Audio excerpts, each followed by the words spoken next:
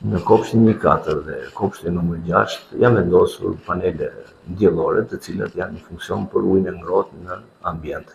Panelet kanë një kapacitet prej 300 litrash ujë të ngrohtë dhe shërbejnë rreth 300 fëmijëve.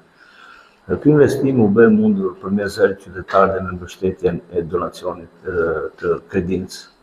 të cilët financuan realisht të projekt, cili është në ndihmë të procesit përditshëm dhe normalisht dhe të mirërritjes së fëmijëve.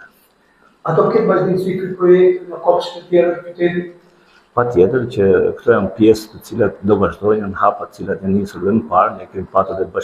bashkëpunime të tjera me donatorë të tjerë, dhe patjetër që do vazhdojë ky bashkëpunim më tej në kopshtet e tjera të qytetit,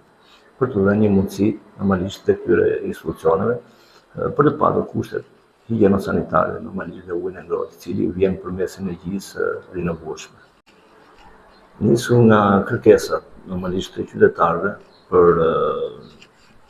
frekuentimin e kopshteve nga fëmijët e tyre, ka dalë si detyrë dhe shtimi i ambienteve në kopshtet me drek në Bashkinë Lushi. Aktualisht jemi në proces për konstruksionin e një kopshti, i cili është pranë kopshtit 1-4, një godinë e cila ishte zaktuar realisht, por u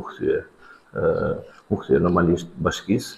dhe jemi në proces për rekonstruksionin e këtij objekti, për krijimin e kushteve normalisht për shtimin e ambientit shtesë në kopshtet me drek.